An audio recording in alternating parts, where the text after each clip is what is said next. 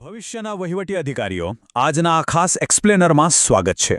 આજે આપણે પરીક્ષાની દૃષ્ટિએ અત્યંત મહત્વપૂર્ણ એવા ગુજરાત મુલ્કી સેવા પગાર આધારિત ભથ્થા નિયમો પાછળનું અસલી મનોવિજ્ઞાન ડીકોડ કરવા જઈ રહ્યા છીએ।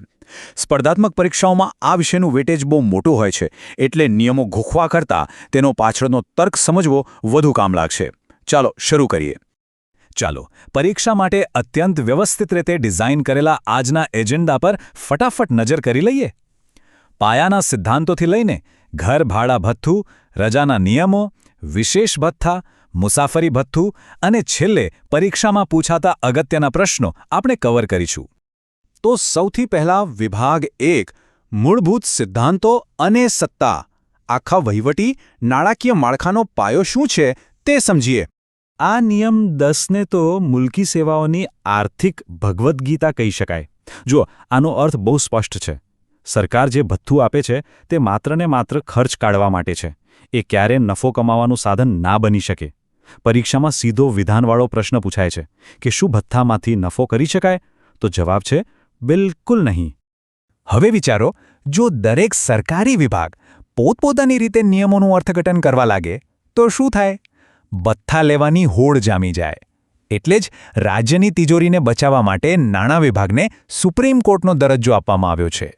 યાદ રાખજો, અર્થઘટનની આખરી સત્તા સામાન્ય વહીવટ વિભાગ પાસે નહીં, પણ નાણાં વિભાગ પાસે છે। આગળ વધીએ વિભાગ 2 તરફ। HRA એટલે કે ઘર ભાડા ભથ્થું। અહીં આપણે જોઈશું કે કેવી રીતે ભૌગોલિક સ્થાન સીધી નાણાકીય અસર કરે છે। હવે આ ચાર્ટ પરીક્ષા માટે ખૂબ અગત્યનો છે। વસ્તી પ્રમાણે X, Y અને Z એમ 3 વર્ગ છે, પણ અહીં એક જાદુ જુઓ। ગાંધીનગરની વસ્તી તો ઓછી છે, છતાંય 24% X વર્ગમાં કેમ છે? ભાઈ, કારણ કે પાટનગર છે, ત્યાં મકાન ભાડા ખૂબ ઊંચા હોય છે। સરકારે આ વાસ્તવિકતા સમજીને ગાંધીનગરને અપવાદમાં રાખ્યું છે। બાકી મોટાભાગના નાના શહેરો 8% Z વર્ગમાં આવે છે। આ એક બહુ જ મજેદાર અને કન્ફ્યુઝ કરતો કેસ સ્ટડી છે, જે પરીક્ષામાં અવારનવાર આવે છે। માની લો કે પતિ અને પત્ની બંને સરકારી નોકરી કરે છે। જો બંને પ્રાઇવેટ મકાનમાં ભાડે રહે તો સરકાર હસતા હસતા બંનેને અલગ ઘર ભાડા ભથ્થું આપશે। પણ જો બંનેમાંથી કોઈ એકે પણ સરકારી ક્વાર્ટર લીધું અને બંને ત્યાં રહેવા લાગ્યા તો બંનેનું ભથ્થું સીધું જ 0। ચાલો વિભાગ 3 રજા અને બદલીના નિયમો વિશે સમજીએ। જ્યારે અધિકારી રજા પર હોય ત્યારે આ ભથ્થાનું શું થાય છે? સિમ્પલ લોજિક છે। જો અધિકારી બીમાર પડે તો મકાન માલિક કંઈ ભાડું લેવાનું તો બંધ નથી કરવાનું, એટલે જ સરકાર 180 દિવસ સુધી ભથ્થું ચાલુ રાખે છે।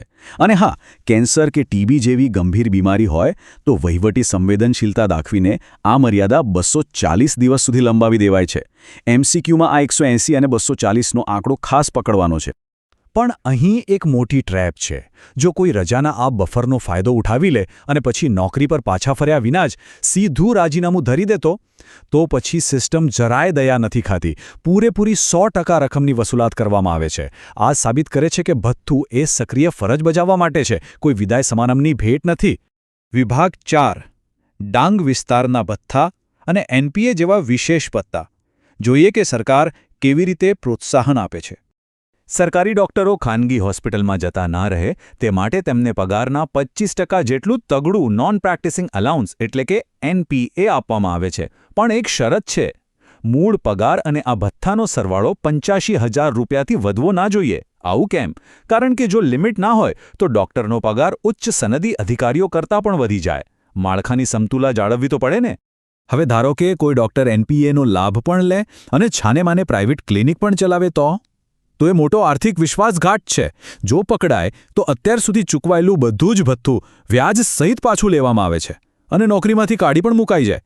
નિયમ 37 થી 41 હેઠળ આ કડક શિક્ષાની જોગવાઈ છે। હવે આવીએ વિભાગ 5 પર, મુસાફરી અને દૈનિક ભથ્થું। અહીં સરકારી નાણાં બચાવવાનો ગણિત કેવું છે તે જોઈએ। આ 8 કિલોમીટરનું નિયમ બહુ જ પ્રખ્યાત છે। જો ઓફિસની બાજુમાં બેંક હોય અને ત્યાં ચેક જમા કરાવવા જવાનું હોય તો તેનું કોઈ દૈનિક ભથ્થું ના મળે। ભથ્થું જોઈતું હોય તો મુખ્ય મથકથી 8 કિલોમીટરની હદ વટાવવી જ પડે। આ નિયમ રોજના હજારો નાના નાના દાવાઓથી સરકારી તિજોરીને બચાવે છે।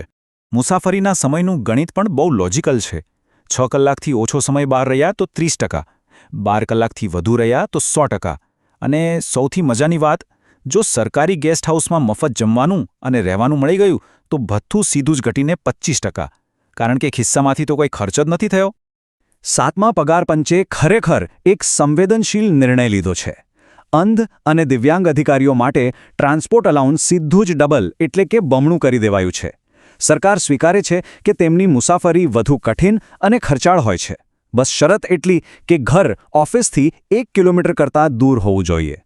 અંતિમ વિભાગ પરીક્ષાલક્ષી મહત્વના પ્રશ્નો. અત્યાર સુધી જે પણ સમજ્યા તેને પ્રશ્નો સ્વરૂપે રિવિઝન કરી લઈએ.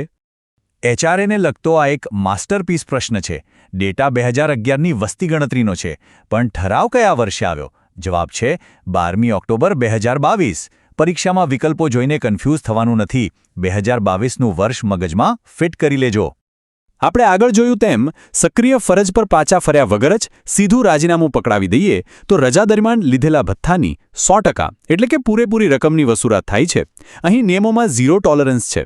બહુ જ સહેલો પણ વારંવાર પૂછાતો પ્રશ્ન. દિવ્યાંગ કર્મચારીઓને વાહન ભથ્થું હંમેશા સામાન્ય કર્મચારીઓ કરતાં ડબલ એટલે કે બમણા દરે મળવાપાત્ર છે. નિયમદાસ યાદ છે ને? ભથ્થું કોઈ નફાનો સ્રોત નથી. એટલે જો રહેવા જમવાનું મફત મળે તો દૈનિક ભથ્થું કપાઈને સામાન્ય દરના ચોથા ભાગનું એટલે કે માત્ર 25% જ રહી જાય છે. તો ભવિષ્યના નીતિ ઘડવૈયાઓ તરીકે સેશન પૂરું કરતા પહેલાં એક વિચાર ચોક્કસ કરવાનો છે. આ 8 કિલોમીટરનું માપ કાઢવું, કલાકો ગણીને 30% કે 50%ની ગણતરી કરવી, શું આટલા બધા માઇક્રો મેનેજમેન્ટ પાછળ વપરાતો સમય અને કાગળિયા કરવાનો ખર્ચ બચેલા પૈસા કરતાં વધારે તો નથી ને? વહીવટી નિયમોની આ જ તો મજા છે. આશા છે કે આજના આ એક્સપ્લેનરથી પરીક્ષાની તૈયારીમાં એકદમ સોલિડ મદદ મળશે. સૌને પરીક્ષા માટે ખૂબ ખૂબ શુભેચ્છાઓ.